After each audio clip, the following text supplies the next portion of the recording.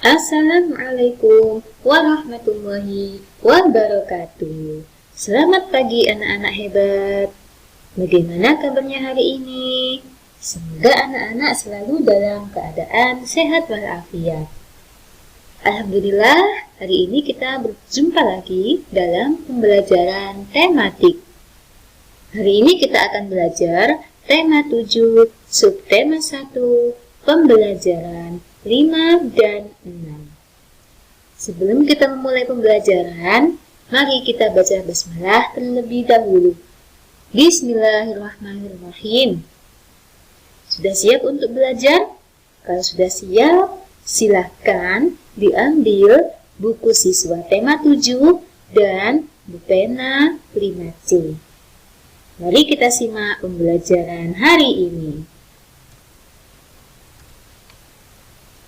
Kongres Pemuda II dilaksanakan pada tanggal 27 sampai 28 Oktober 1928. Pada hari kedua, diikrarkanlah Sumpah Pemuda. Sumpah Pemuda kemudian menjadi dasar perjuangan rakyat di setiap daerah untuk mempersatukan Indonesia. Bukan lagi dengan mengatasnamakan daerah masing-masing.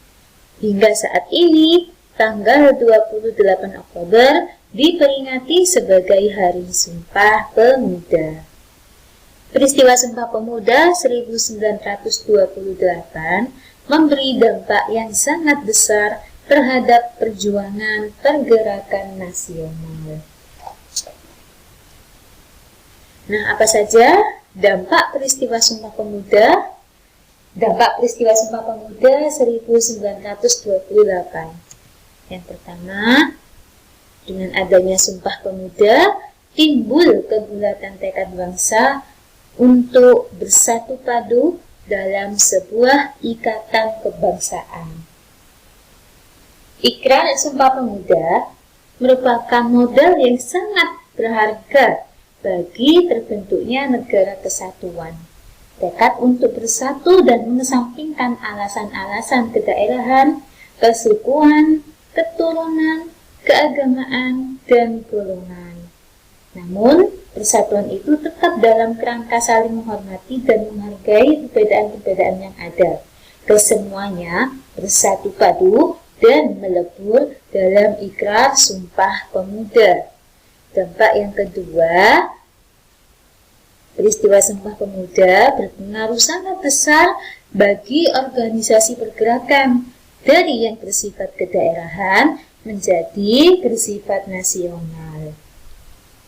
Sejak peristiwa Sumpah Pemuda, dunia dikejutkan oleh kemampuan dan kebulatan tekad bangsa Indonesia untuk bersatu padu dalam sebuah ikatan kebangsaan. Pengaruhnya pun sangat besar bagi organisasi pergerakan.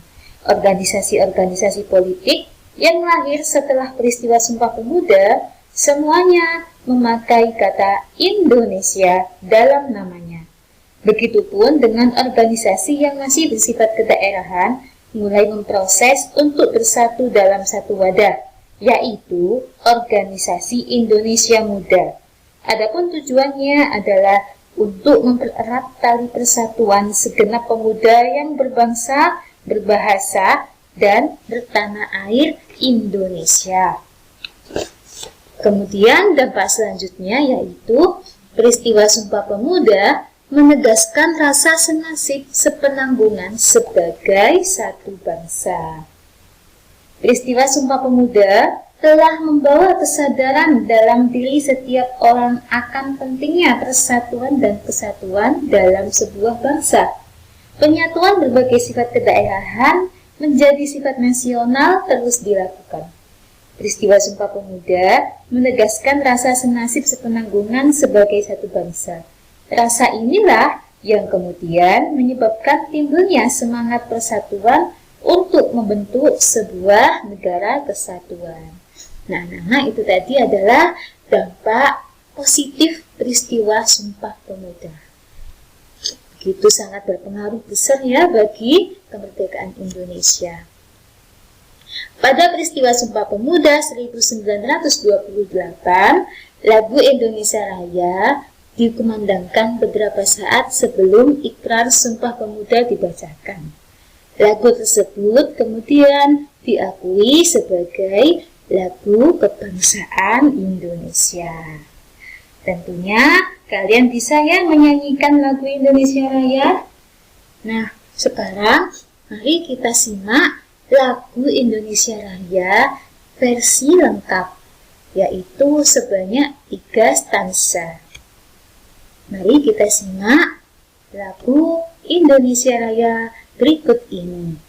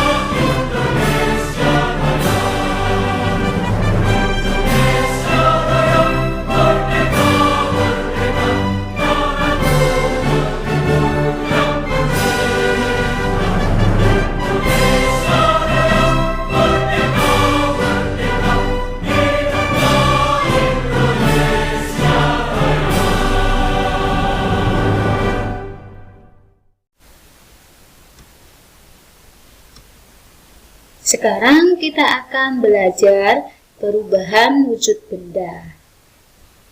Pada pertemuan kemarin, kita sudah belajar 3 perubahan wujud benda, yaitu mencair, membeku, dan menguap. Selain itu, masih terdapat lagi peristiwa perubahan wujud benda. Nah, apa saja? Yang pertama yaitu mengembun.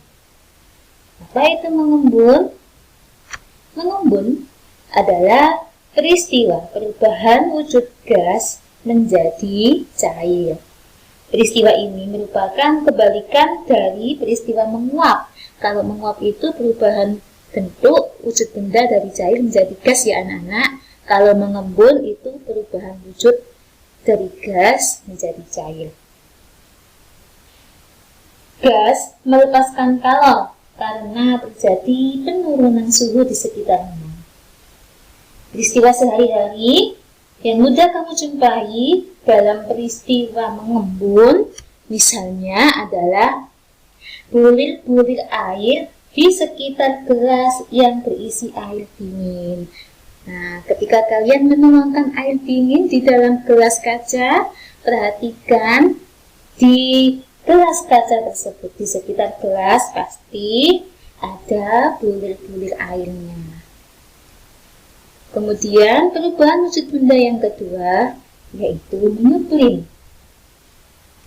Menyublim merupakan peristiwa berubahnya wujud zat padat menjadi gas.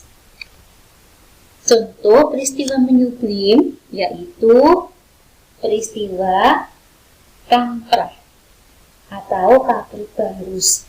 Kamprah yang ditaruh di dalam lemari lama-kelamaan habis dan tercium baunya. Kemudian perubahan wujud benda yang ketiga adalah mengkristal.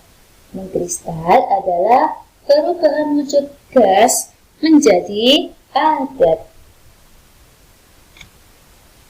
Nah, contohnya yaitu peristiwa berubahnya uap air menjadi butiran-butiran salju.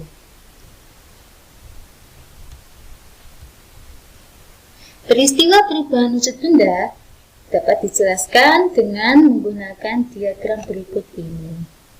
Perhatikan diagram berikut ini. Wujud benda itu ada 3. Gas, cair, dan padat. Nah, sekarang perubahan wujud benda dari padat menjadi cair dinamakan mencair. Sebaliknya, perubahan wujud benda dari cair menjadi padat disebut membeku. Peristiwa perubahan wujud benda dari cair menjadi gas disebut menguap. Dan sebaliknya, perubahan dari gas menjadi cair disebut mengembun. Sekarang, perubahan wujud benda dari padat menjadi gas disebut menyublim. Dan sebaliknya, perubahan wujud benda dari gas menjadi padat disebut mengkristal. Nah, ini saling berpasangan ya anak-anak. Satu berwarna merah, satu berwarna kuning. Nah, panah yang berwarna merah berarti dalam proses perubahannya memerlukan kalor. Sedangkan jika panahnya kuning, ini berarti dalam proses perubahannya itu melepas kalor. Masa pergerakan dan kebangkitan nasional tidak semata-mata dilakukan oleh kaum pria. Kaum perempuan pun turut berperan dan memiliki andil besar bagi usaha-usaha pergerakan nasional. Apa saja yang dilakukan oleh kaum perempuan? Ayo kita pelajari bersama-sama. Kongres Perempuan Indonesia. Kongres Perempuan Indonesia berlangsung 3 kali. Pada tanggal 22 Agustus 1928 di Yogyakarta diselenggarakan Kongres Perempuan Indonesia pertama. Kongres ini diikuti berbagai wakil organisasi wanita, di antaranya Nyonya Sukamto, Nyonya Ki Hajar Dewantara, dan Nona Suyatin. Kongres berhasil membentuk Perserikatan Perempuan Indonesia atau PPI. Kongres itu juga berhasil merumuskan tujuan mempersatukan cita-cita dan usaha memajukan wanita Indonesia, serta mengadakan gabungan atau perikatan di antara perkumpulan wanita.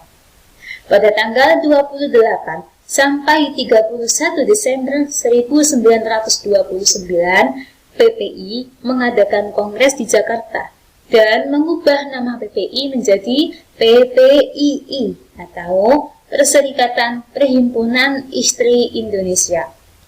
Tanggal 20 sampai 24 Juli 1935 diadakan Kongres Perempuan Indonesia II di Jakarta, dipimpin oleh Nyonya Sri Mangunsarkoro.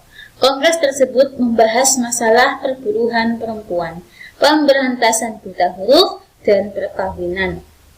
Kongres Perempuan III berlangsung di Bandung tanggal 23 sampai 28 Juli 1938, dipimpin oleh Nyonya Emma Puradiredjo, membicarakan hak pilih dan dipilih bagi wanita di Badan Perwakilan. Dalam kongres tersebut disetujui RUU tentang perkawinan modern yang disusun oleh Nyonya Maria Ulfa dan disepakati tanggal lahir PPI 22 Desember sebagai Hari Ibu. Nah, dalam teks yang tadi Ustazah baca, kita bisa menemukan kosakata baku dan kosakata tidak baku. Apa itu kosakata baku dan tidak baku? Kosakata baku itu adalah kosakata yang telah sesuai dengan kaidah atau pedoman bahasa yang sudah ditentukan. Jadi penulisannya itu sesuai dengan pedoman bahasa Indonesia. Sedangkan kosakata tidak baku adalah kosakata yang digunakan tidak sesuai dengan kaidah bahasa Indonesia.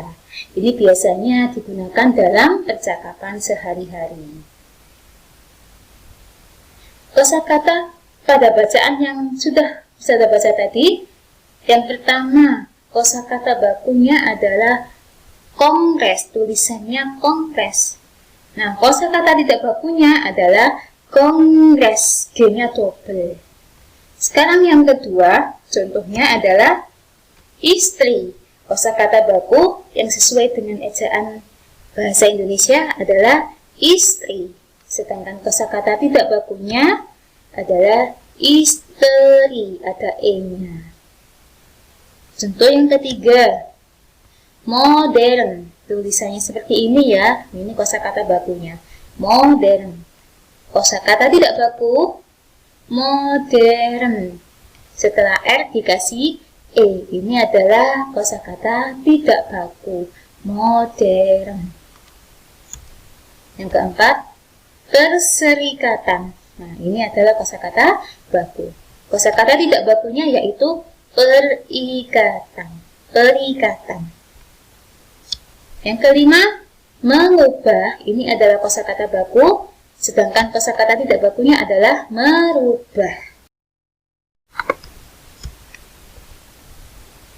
Untuk menggali informasi penting dari teks yang sudah Ustazah baca tadi juga bisa dengan menggunakan peta pikiran. Kita bisa menuliskan informasi penting dalam bacaan ke dalam peta pikiran dengan menggunakan prinsip 5W1H. Apa, di mana, kapan, siapa, mengapa, dan bagaimana. Sekarang kita akan membuat peta pikiran dari bacaan tadi ya, dengan judul Kongres Perempuan Indonesia. Yang pertama, kapan Kongres Perempuan Indonesia dilaksanakan? Jawabannya, Kongres Perempuan Indonesia pertama diselenggarakan pada tanggal 22 Agustus 1928, Kongres Perempuan Indonesia II diselenggarakan pada tanggal 20-24 Juli 1935. Kongres Perempuan Indonesia III diselenggarakan pada tanggal 23-28 Juli 1938. Yang kedua, di manakah Kongres Perempuan Indonesia dilaksanakan? Kongres pertama di Yogyakarta, Kongres kedua di Jakarta, Kongres tiga di Bandung. Selanjutnya, siapakah peserta Kongres Perempuan Indonesia? Jawabannya, diikuti oleh wakil berbagai organisasi wanita. Selanjutnya, apakah hasil Kongres Perempuan Indonesia I? Yang pertama, berhasil membentuk Perserikatan Perempuan Indonesia atau PPI. Yang kedua, berhasil merumuskan tujuan mempersatukan cita-cita dan memajukan wanita Indonesia, serta mengadakan gabungan atau perserikatan di antara perkumpulan wanita. Pertanyaan selanjutnya, apa hasil Kongres Perempuan Indonesia II? Kongres Perempuan Indonesia II membahas masalah perburuan perempuan, pemberantasan buta huruf, dan perkawinan. Yang selanjutnya, apa hasil Kongres Perempuan Indonesia III? Jawabannya, yang pertama, disetujui RUU tentang perkawinan modern. Dan yang kedua, disepakati tanggal lahir PPI 22 Desember sebagai Hari Ibu. Persamaan hak dan kewajiban antara golongan pria dan wanita dalam bidang tertentu merupakan salah satu bentuk penerapan nilai-nilai Sumpah Pemuda dan Kongres Perempuan Indonesia dalam melakukan kegiatan demi kepentingan bangsa dan negara. Setiap golongan memiliki hak dan kewajiban yang sama. Alasan-alasan yang bersifat kedaerahan, keagamaan, kesukuan, dan golongan harus dikesampingkan dengan tetap menghormati dan menghargai adanya perbedaan. Sikap tersebut juga berlaku dalam bidang kebudayaan. Nah, sekarang kita akan membahas kebudayaan nasional. Kebudayaan nasional merupakan hasil dari akal budi seluruh bangsa Indonesia yang terdiri atas beragam suku bangsa. Bahkan, kebudayaan nasional itu diatur dalam Undang-Undang Dasar 1945. Bunyinya, pemerintah memajukan kebudayaan nasional Indonesia. Dengan demikian, perkembangan dan pelestarian kebudayaan nasional menjadi tanggung jawab seluruh bangsa Indonesia. Mengembangkan dan melestarikan kebudayaan daerah merupakan salah satu caranya, karena kebudayaan daerah merupakan akar dari kebudayaan nasional. Kita sebagai generasi penerus bangsa harus bisa melestarikan kebudayaan daerah, ya, karena kebudayaan daerah itu merupakan akar dari kebudayaan nasional. Upaya-upaya pengembangan dan pelestarian kebudayaan nasional yaitu yang pertama, secara terus-menerus diadakan kegiatan pengenalan dan penyebaran budaya nasional kepada masyarakat. Yang kedua, kegiatan penggalian situs-situs bersejarah dan pemeliharaan temuan-temuan sejarah harus senantiasa digalakkan. Yang ketiga, pengembangan budaya daerah dan nasional melalui pendidikan dan pengajaran. Misalnya, menjadikan bahasa dan kesenian daerah sebagai mata pelajaran muatan lokal wajib di sekolah-sekolah.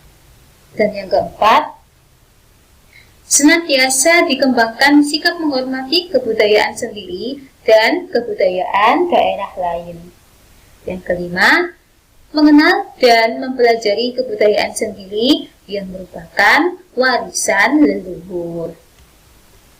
Nah, anak-anak, itu tadi adalah pembelajaran kita hari ini.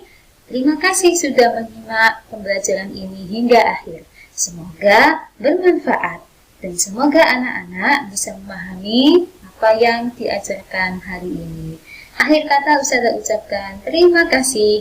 Wassalamualaikum warahmatullahi wabarakatuh.